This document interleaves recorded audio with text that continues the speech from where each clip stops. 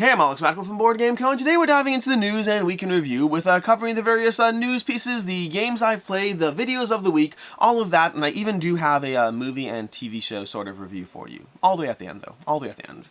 But let's go ahead and start off with the news of the week. There's a bunch of news stuff. The past few weeks I've had a lot of news. Some weeks I'm like scrambling to try to find like 4 pieces of news I actually care about, and other weeks, like this week and last week and the week before, there's actually a decent amount to go through.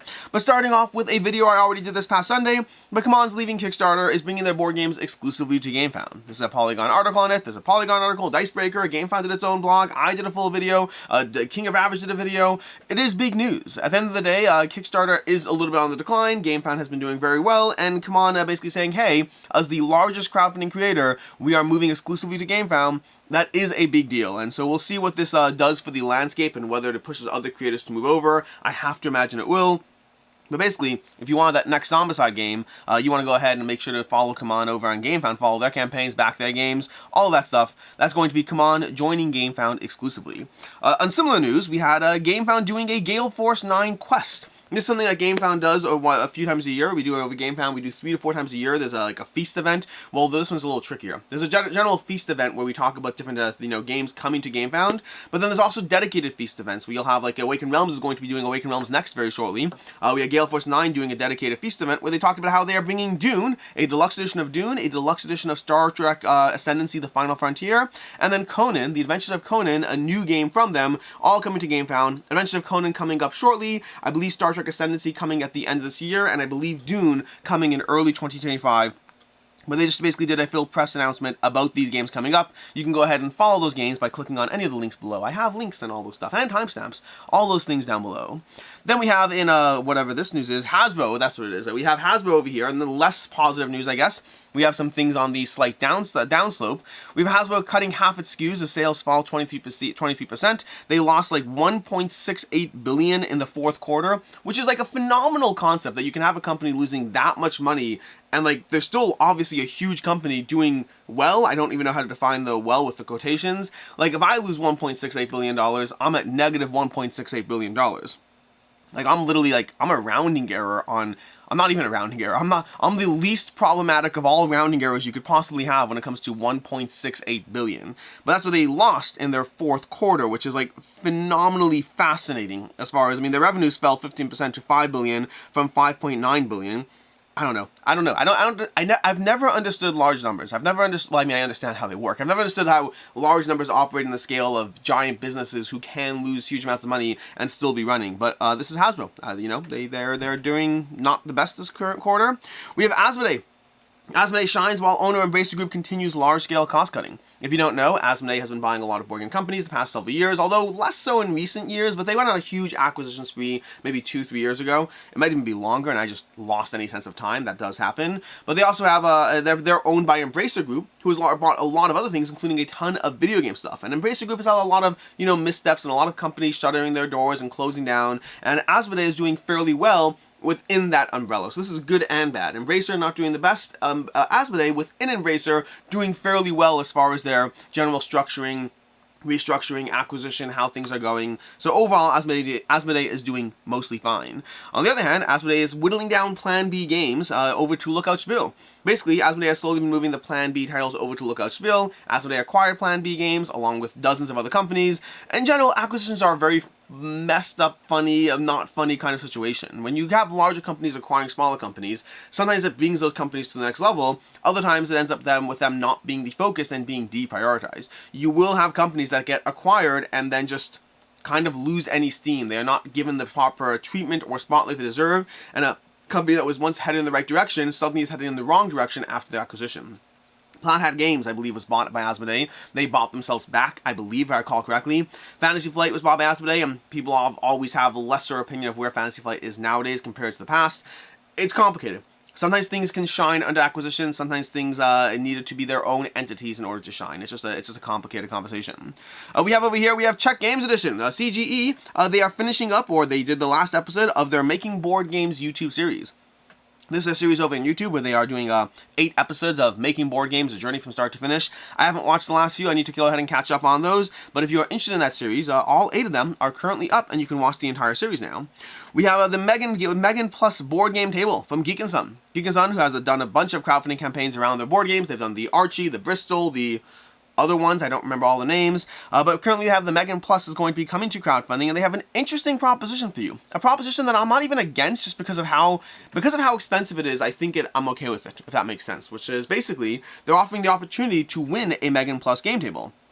But in order to do that, you have to go ahead and give them a $100 deposit on the table. So you have to go ahead and say, hey, here's $100, 100 actually pounds, 100 pounds, here's 100 pounds, and then that £100 will be converted to credit in the crowdfunding campaign, so that will directly turn into credit. Meaning if you're interested in buying a Megan game table, this is directly going to turn into credit for you. And on the other hand, you also get submitted into a contest to win a Megan game table. Now the cost of it is so high that nobody is paying this unless they are already interested in spending money on the game table, or at least tentatively considering or whatnot. You have to be a prospective customer for this to be even relevant. This is not like a dollar thing where you're like, oh, I'm tempted, but not. This is straight up. If you're not interested in getting a game table from Geek & Son, you should not be doing this, period, full stop, bar none.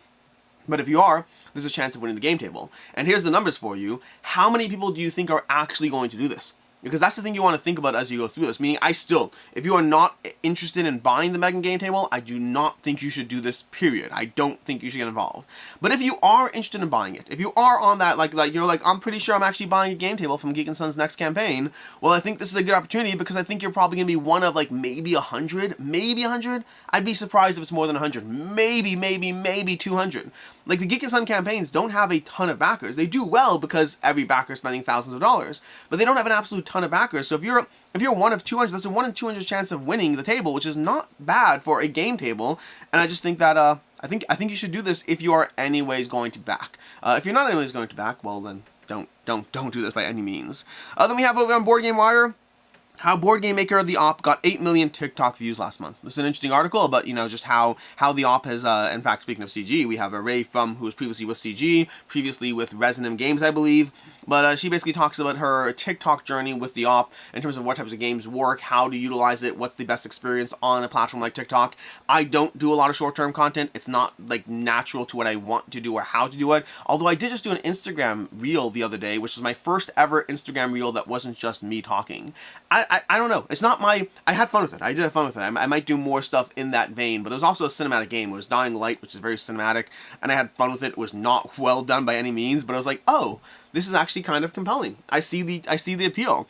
And there's some fantastic short-form creators out there. Fantastic creators who, within a minute, really capture you with humor, with attention, with interest. And, anywhere from Daniel Standring to, Board Game Buzz has some fantastic stuff. Grant Lyon, amazing stuff. Easy Cat. There's so much short-form content out there that is doing it. And if anyone who I did not mention, there's so many to mention. But there's so much amazing short-form content that can really intrigue you or interest you in some way, shape, or form. They're not the kind of content that are like, hey, here's a board game review, let me buy that board game because of it. But they're often a good starting step to looking more into a board game. To be like, oh, what's that game you just unboxed or showcased or something happened, whatever it is, and then suddenly you're down the rabbit hole trying to find out more, or just hitting the buy button. But either way, this is an interesting article. Speaking of Daniel Standring, she's over here. There's also Casey from Brain in a Jar. Lots of people out there as far as your options for short-form TikTok content. Moving on, we have over here, we have from coming to you from Mac Gerdts, we have a new game coming, Seven Empires, which he describes as a bit like Imperial, but this time without money and without a rondelle. Which I like Mac Gerdts a lot. I think his games are fantastic. Imperial is easily my least favorite game from him, so a bit like Imperial, but without my favorite part of Imperial, the rondelle, does mean that I'm interested because I have to be. It's Mac Gerdts, but also I'm less interested than I was before I actually read that little blurb about what this actually was, what the pitch was. We have over here, we have Quoridor coming to you with a Pac Man game version. This is, to me, I was hoping for more images over here, but basically, Quoridor is coming to you. Quoridor, if you don't know, is a phenomenal game from Gigamic. It's a game that I actually played well before I got into board game. I think it's a phenomenal game. Highly encourage, playing it if you have a chance. It's on Board Game Arena if you want to. It is mean. It is cutthroat.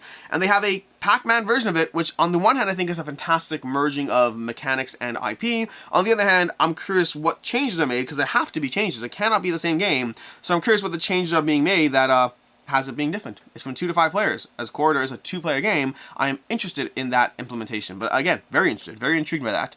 And then we have over here, we have Flashpoint Legacy of Flame. Flashpoint is coming to you with a Flashpoint Legacy, coming to you March 12th over on Kickstarter. If you are someone like myself who has played Flashpoint way back in the day, I backed several Flashpoint campaigns before I ever got into the crowdfunding rabbit hole. That's how far back. Like, I had a few games I'd back before I went down the rabbit hole of crowdfunding, and Flashpoint is definitely one of those. So is One Night Ultimate Werewolf, a few other games, I think, maybe Alien Frontier stuff. Alien Frontiers, Flashpoint, One Night Ultimate Werewolf, those are like, I think, the 3 stuff that I kind of backed a bunch of before really going down the rabbit hole of crowdfunding. And then lastly, we have the best video you're going to see all month. Oh, darn it, I just, well, you know, here, we'll just go here. Nope, I'm still managing to lose it. Anyways, we have, What the Duck, I can't show it to you without it trying to, like, scan off. It is what it is. We have over on Kagan Productions, I'll link to it below. We have What the Duck, a 1 and 34-second long rap video produced, well, I mean, the video content is from Kagan Productions, but the orchestration of it all is done by Chris George, including the rap and all the singing and all the lyrics and all that stuff. Chris George from Room and Board. If you weren't already intimidated by the absolute insane amount of talent that is the man that is Chris George, this will push you over the edge. It's insane. The guy does everything. He does video production, he does editing, he does, you know, the Oscars of board gaming, he does raps. I mean, he's done a rap before. This is nothing, Chris, nothing against your last rap. This is like 7,000 times better than the last rap, and I liked the last rap. So, anyways, the man's talented. It's a humbling experience. It is what it is. I will learn to cope. I'll learn to cope. And that's what we have as far as our news this week, which means it's time for the games I played. The games I played. As usual, this is a small smattering of the games I played this past week, usually focusing on ones that are not getting dedicated reviews. And to that end, we have a few. We have Dominion. I've been playing a lot of Dominion recently because they recently came out with the app implementation of Dominion. They've had digital versions of Dominion before. This one is really well done. I don't know, I think I've played like 12 games of Dominion in the past week, which is a decent amount for a game that I don't play as often as I should, but a game that I love. I have all of it, and I'm happy to have all of it, but I'm playing a lot of Dominion on the app. I might do some sort of video content on the app at some point. Like, I'm playing it enough that I'm considering doing like a full dedicated whatever, but like at Dice Tower, I did a full dedicated review of the app. It's a great implementation. It's not perfect, but it's very, very close to perfect as far as I'm concerned, and I like Dominion as a game. So there's that. Past that, I've been playing a bunch of games in preparation for WSBG, the World Series of Board Games. Basically, the World Series of Board Games, they are once again going to be happening in September. I will be once again going. I'll actually be competing more than I have in the past this time, and I'm actually going to be practicing too, with a caveat. The caveat is, I'm not, personality-wise, I don't want to devote time to playing games I wouldn't otherwise be playing just for the sake of practicing in a tournament, which I'm probably not going to win. Like, it's just, to me, that's not why I play games. But what I can get behind is playing games I already like and already play a lot, and then enter into those tournaments. And so to that end, Lost Ruins of Arnak, Castle of Burgundy, and Ticket to Ride, all games that I've played over 50 times each last year. I think I'd have to double check, but Castle of Burgundy I know is over 50. Lost Ruins of Arnak I have to imagine is over 50. Ticket to Ride might be a little under 50. But all games that I've played a lot last year, I'm going to continue to play those, and I'm practicing for them in WSBG. And so, Castle of Burgundy, still a phenomenal game. One of the best games I have in my collection. It's amazing, it's incredible, it holds up. One of the oldest games I own, and everything about it is just, most things about it are amazing. And then we have over here, we have Lost Ruins of Arnak, continuing to hold up. Lost Ruins of Arnak, I will say, that one is a little samey in the patterns of the base game when you add in the expansions. Like Castle of Burgundy, base game or expansions, love it, period. Lost Ruins of Arnak, you know, I don't know, 80 plus plays in by now I have to check my app, but I'm somewhere in the range of 80 total plays of Lost Ruins of Arnak. And at that point, I'd say most of those with the base game, maybe, you know, a quarter of them with the expansion. And I think the base game to me is feeling a bit repetitive unless you swap out the temples, which you can do. So there are ways to mix and match Lost Ruins of Arnak. And then there's Ticket to Ride, which I think is a great game that is better on BGA. I do not like playing Ticket to Ride in person. It is too long for the experience I get out of it in person. On BGA, though, it's like a 12-minute game. You're like, okay, cool, someone won, rinse and repeat. So I think some games can really do well on digital implementations because it just goes directly to the heart of the thing you're doing without all the stuff in the way. Not that I mind it. I don't mind playing Ticket to Ride in person. It's just better on BGA. But that's basically some of the games I've been playing this past week and some general thoughts on those, which brings us to the week in review, starting off with this past Saturday. This past Saturday, I reviewed Sea Dragons. Sea Dragons is a totally fine game. I gave it a 3 out of 5. It's actually interesting. I've seen a lot of people very happy about the game, buzz about the game, positive attention about the game. To me, I'm fine with it, and maybe I'm wrong. I'm happy being wrong, or wrong is not not the right terminology. I'm happy being in the minority opinion, I should say. But maybe that is. Maybe it's a better game than I realize. For me, Sea Dragons was a fine experience. I have no complaints against it. It just didn't impress me as a Polyomino game. Later on Saturday, I had a review for Philharmonix. I like Philharmonix. I had some complaints about it. It's not a perfect game for me, but it's a decent game. I enjoyed it. It's very mentally crunchy. It's a 3.5 out of 5 for me. It's a good game, lots of mental crunch. I just can't say I was overly invested in the actual theme or even the production for that matter. I think I was impressed by the mechanical crunch of it while having some aspects that held it back for me. Again, you check out the full review if you want. On Sunday we had a video of CMON joining Gamefound. Just basically talking about CMON joining Gamefound. That was Sunday's video, just going over in general. That was one where I took off the, in general, I work for Gamefound. I try to be very not too positive, excessively positive with things, because like bias and all those things. But I was like, you know what, screw it, this video, and I said so at the beginning, I'm like, I'm just going full positive on Gamefound. I believe in the platform. I think it has its weaknesses. It has its spots where it's not the best. I am very, very cognizant of those weaknesses, including the app and all that. I'm very aware. There are reasons it's not an app yet. There hopefully will be an app someday, but there are reasons. It's not a lack of hearing that some people want it. But either way, that's a conversation for a different day. But overall, I am very positive about Gamefound, and I am very confident about its future in the crowdfunding space, and I'm very happy that I work there. I'm very grateful for the position that I have there. Then on Monday we had 2 back and not to back, going over a variety of crowdfunding campaigns, same as you usually do every single Monday. On Tuesday, we had 3 videos as usual, starting off with a review for Dante Inferno. Really enjoyed that one. I think Dante Inferno is a lot of fun. I did not like the Chronicles phase. I did like the Confrontation phase. I should say didn't like the Chronicle phase. I would say less impressed by the Chronicle phase and less in a rush to play it again, the Chronicle phase. But the Confrontation phase is delightful. I've played that several times and very much enjoy it. Later on Tuesday, we had a review for we had 6 small box reviews, just the general, 6 small box game reviews for you. This was Trick Draw and others. There were a bunch of games. I don't remember what there was in the video, but we had a bunch of 6 small box game reviews. I think there was Cheating Moth was in there. I can't remember all the games in there. Then lastly, on Tuesday, we also had another review for Vampire the Masquerade. This is an interesting one for me. I started off very high in Vampire the Masquerade, and the more I played it, the more it fell into like a bit of a, I'm just playing a bit of an RPG story, and I don't know if I need to be doing this. I'm not an RPG person by default, and the combat mechanics are a little on the lighter side. I both am impressed by Vampire the Masquerade, while also thinking it's not a game for me. It's a 3.5 out of 5. Then we have on Wednesday, we had top 10 games I recommend with caveats, and there are so many more I could add to this video, but basically it's exactly what it sounds like. It's a video where I tell you about the games I really recommend, but with like, but this one thing you should know about. It's a little too long here. The rules teach us a little hard. It's really expensive. I don't actually know if I had any that were really expensive, but I probably should. If I didn't have any that were really expensive, then I probably should have.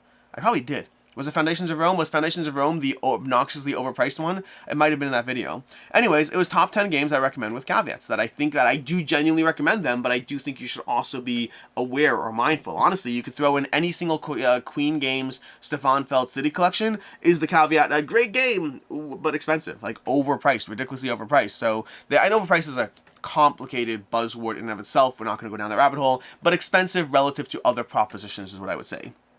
Which I guess is what overpriced means. Anyways, but that's basically, that was Wednesday's video.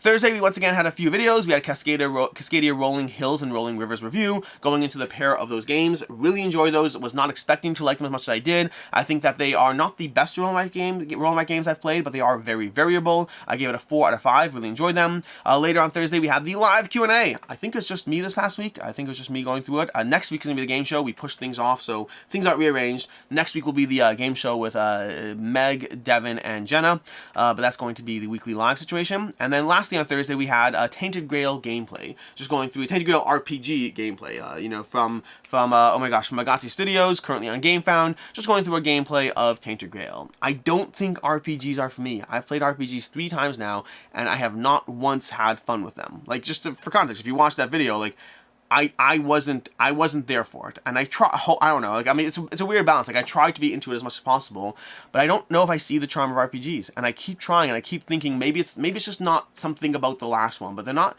So far, they haven't been for me. I don't think I've given up yet, but I certainly am less optimistic about the next one.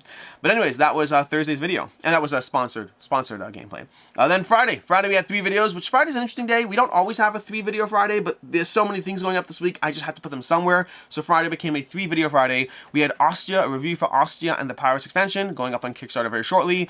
Very much enjoy that one. I like it a lot. It's very smooth, very quick playing. I think the base game I could see getting a little older over time. The Pirates expansion is a nice mix that really adds to the game without adding to the rules overhead a lot. A very strong game, very strong. Really enjoyed that one. I'm excited to dive back into it. And I played it base game, I've played it solo, and I've played it with the Pirates expansion. So I've enjoyed the game in a variety of ways. The solo I'm okay with. It's not my go-to. I don't know if I said that in the review, but solo was not my go-to. It's not bad. It's just not the type of solo game I enjoy as much. Later on Friday, we had a review for Inferno. Inferno, another campaign over on Gamefound. This is basically a worker placement with a Euro mechanism and souls descending into hell. I liked Inferno. I have caveats around it. It's a 3.5 out of 5 for me. I think it's a good game. I just wasn't wowed by it. 3.5 out of 5. Good game. Then we have, lastly on Friday, we had a review for, not review, an unboxing for Cyberpunk. Cyberpunk unboxing, Cyberpunk 2077, Gangs of Night City, unboxing and rambling from CMON Games. You can go ahead and watch that. And I have another unboxing coming hopefully next week for Robinson Crusoe. I've had to push so many things off. There have been so many time-sensitive videos going up. It's been a lot to manage. It's been a lot to manage. And that brings us to today. Today we have a few things. We are going to have a review for Forge Flame going up. So you're going to see a review for Forge Flame, a currently active Kickstarter. And then we also have the third gameplay of Agamonia. This is there's going to be 8 total gameplays on the channel for sure. And then after that kind of depends. So third gameplay of Agamonia is going to be going up on the channel. Yeah, we'll see. And that's going to be today. Which brings us to next week. Next week we have a few things as usual. We have top 10 relatively hidden gems going up. I might have titled it something else. I don't remember. But top 10 relatively hidden gems. This video is actually filmed a while ago. I've been pushing it off week after week. Hopefully this week does not get pushed off. We'll see. We'll see how it goes. And then I also have games leaving the collection for March. So that's going to be going up as well. Well, March 1st, I assume. That's probably Friday. Probably Friday, because I usually try to do it in that video. So games leaving the collection, another purge, another batch of games that are leaving, as they always tend to do. And that is what we have for everything, which brings to the games on the table. As usual, these are games I hope to be diving into this week. We'll see how. I'm not as optimistic, honestly. I'm not. I still have so many games in my homework assignment to get done that I don't know if these will hit the table. If I got 2 of these this week, I'd consider that exceedingly lucky. We have Mobile Markets, which I've been wanting to play for a very long time, never got around to. We have Salton Sea, which I have played but need to play more because I want to review it, and I like playing games more than once before reviewing them, so I've been waiting. I've been trying to get my second play, and I tried playing this level up with cheat, and did not happen. I brought it and everything. I planned, whatever. It's all good. We have Flashpoint, but specifically Flashpoint Legacy is in this box. I've already played the first game, and I need to play, well, more of it. And then we have Furnace Interbellum, the expansion to Furnace, so we have 2 Arcane Wonders games over here. Again, I like Furnace a lot, haven't had it for a while, and I've heard good things about the expansion, so I want to play that and see how it goes. And that's what we have. That is your news and week in review. Until next time, I'm Alex Radical from Board Game Co. I hope you enjoyed this video, and as always, I hope you have a good one.